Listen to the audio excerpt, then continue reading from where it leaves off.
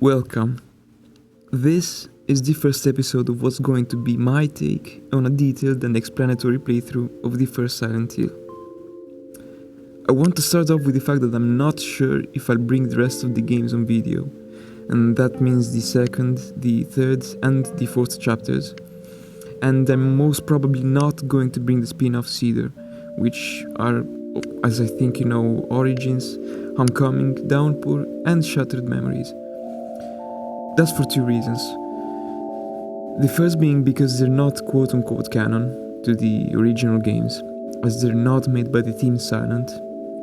And second is because I'm not even sure if I'll be bringing the actual canon games, as this is just more of an experiment of mine that I wanted to try out. But if you are seeing this, don't worry, the first Silent Hill series will be complete from start to finish. And I'm going to tag this video as episode 0 because I'm not going to play in this episode yet. We're going to start the game on the next one, as this one's reserved to the explanations and to fully understand the symbolic and metaphoric meaning of this game. So, yeah. We're starting with the first game, as it wouldn't really make sense to start maybe from the other three, which, although they are more modern, being for PS2, and even more known and had more and a lot more success than the first chapter, it wouldn't really make sense and you would not understand the real reason why we have Silent Hill today. And because it, in my opinion, will give false preferences. I don't know if you ever played any remake or a remastered version of an old game and basically discarded the original one because it was bad or ugly to see and because of the nasty graphics, and like it basically just sucked. So that's obviously not true, as without the original game we would not have the masterpiece sequels or remakes. And they weren't bad then and they're not bad today, they're just a bit outdated for today's standards, which also is not a bad thing, as that means we're evolving in the gaming industry. So, to fully understand why this is a horror masterpiece, I should explain first the differences between the types of horrors. There's survival horror, which you probably know from the Resident Evil saga, although it wasn't the first game series in the genre, the first one being Alone in the Dark, which Capcom, who is the company who made Resident Evil, took inspiration from. But Resident Evil was the one which revolutionized the gaming industry. Survival, as the name says, means that you have the surviving mechanic from the start of the game to its ending. Practically, you have to find weapons, ammo for those weapons, which if you don't have, you can't kill the enemies or monsters. And in the old games, we used to have even ink ribbons, which without them you couldn't even save the game, so if you died in a particular spot, you had to redo hours and hours of progress. This obviously is a mechanic which some gamers will hate, but it has a reason why it's there, and I'm going to explain it further on. Psychological horror is actually what we have in front of us. This genre was actually born with Silent Hill. We had survival horrors already, that's true, but Silent Hill took those survival mechanics and mixed them with the psychological part.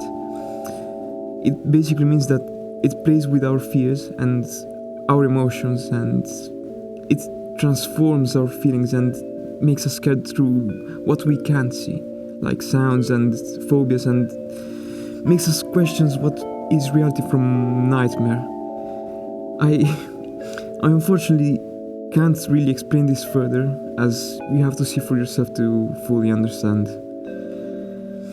The last ones are action horrors, reverse horrors, and jumpscare horrors, which, in my opinion, jumpscare based games are not real horrors, for reasons which I'm not going to explain here as they're not relevant for us right now.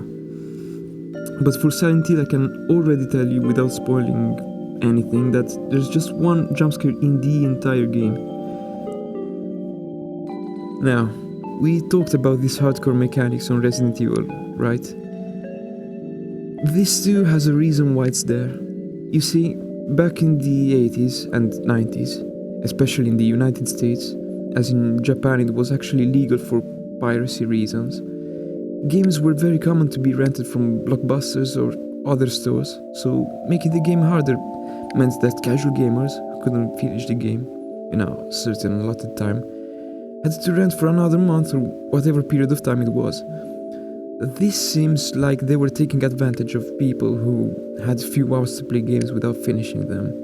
And of course, you couldn't go on YouTube to see the ending, so you had to do it all on your own, so yeah. But in my opinion, it wasn't that bad, because these marketing strategies actually kickstarted the gaming industry. As back then, companies risked their ass off to make the games, as it requires time, money, and a lot of skilled people to make the masterpieces. So yeah, we should actually thank those blockbusters. And with this, in fact, even Silent Hill was the first of its genre, that is, psychological horror. There were a few drafts already in the Oriental market, but Silent Hill was the most complete, although just like the other drafts, it wasn't a guaranteed success because, as I said before, the gaming industry back then was really hit and miss. Now, who are these guys who made this masterpiece? The game was made by Team Silent, a group of freelancer developers, and actually I'm going to cite a few names because they actually deserve respect, and of course, since we're playing Silent Hill. The first and most important member is Keiichiro Toyama. He is the director of the first Silent Hill, which unfortunately I say the first because he then, after finishing the game, he left to join another studio and work on another game series called Siren, which I actually very much recommend you to check out if you like Silent Hill. The second member is Masahiro Ito. He is the creature and characters and monsters designer, so everything from all this tree that I said they're all designed by him. The third member is Akira Yamaoka. He is the series sound director. Everything you hear from sounds to ambiental sounds to music, they're all made by him. Last but not least is the member Takayoshi Sato. He is the CGI creator and animator, so everything you see from animations to CGI creations and cutscenes, they're all made by him. I want to focus a bit on him because he actually is one of the most hard-working members in the Team Silent. He actually had to sleep under his desk to have more time to work. So yeah, very underrated member. These four brilliant minds, together with the others, of course, as there weren't just these four in the team, they had a deadline because Konami, which is the publishing company for the Silent Hill game, after finishing the game they were going to be fired from work. And the Team Silent knew this, so they decided to create Silent Hill, which took the name from Team Silent. It was not Team Silent who took the name from the game. Okay, this may sound stupid, but it's actually very important because the name Silent Hill encloses to perfection the feelings of the team in that particular moment, as they were desperate, they were depressed, and they were going to be without a future as they were losing their jobs. And you know, in Japan the work culture is very, very different from ours. Life there is not like we see in movies or animes, where life is happy, everyone is happy, they do cosplays, they go to school where they may find their love of their life and live happily forever and ever. It's not like that at all. People there wake up very, very early, go to work until late evening, and then go out to a bar and get drunk, and then finally go to sleep in a hotel they find near the workplace, as they actually build hotel rooms near the work offices for time efficiency. If you see it from this point of view, it's a very sad reality and way of living life. So, for this exact reason, everything in the game will have a particular reason why it's actually there. And in my opinion, for this exact reason, the game should be studied in schools, as for how complex it is and how it treats certain arguments. But of course, this is not possible, and it's going to be hard as students are not going to make it possible to play a 15 to 20 hour game in class. So, Silent Hill is an exclusive for PlayStation 1, so if you ever want to buy a disc copy from any used market, it's going to cost you a lot. And if you already happen to have it at home, then treasure it, because it's a collector's item, just so you know. And because of this fact, I'm using an emulator with a patched version from a video I found, and I'm actually going to link it in the description, because the guys who made the patch are some great fellas. It solved every censorship problem, which I'm going to talk about not in this video, but in a certain spot a bit later in the game.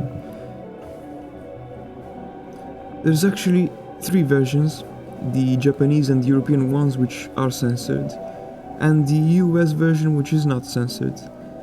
I'm currently using a modded European ISO, but I think I'm going to use the US version for the rest of the episodes, because there's an option to turn 60 FPS on the emulator which I'm using. And I want to retain the best quality while also having the fidelity of the original game, as it was intended to be. And this 60 FPS option works only with the US version, unfortunately. So that means that the language selection, as you see here, because this is a modded European ISO mixed with the US non-censored assets. And in fact, I'm going to put an image in overlay so you can see it even from the main menu screen, because it differs from the European to the US version. This language selection will not be possible, as the US version is only in English, as opposed to the European one.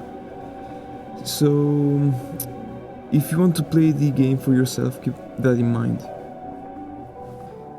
Now, the last things I want to say, because this video is already a bit long, and if you're still watching this, I thank you. In the next episode, we're going to start the game. I think it's a bit late to say this, but you can of course skip these pause moments where I explain things. Although, I don't recommend it, because in that case, where you just want to watch the game, just go look at a speedrun of someone finishing it in half an hour or something. The purpose of my series is not just to play the game blindly, but explaining the lore, all the profound meanings and everything that has a deeper meaning, even outside the game. So, yeah, see you in the next episode.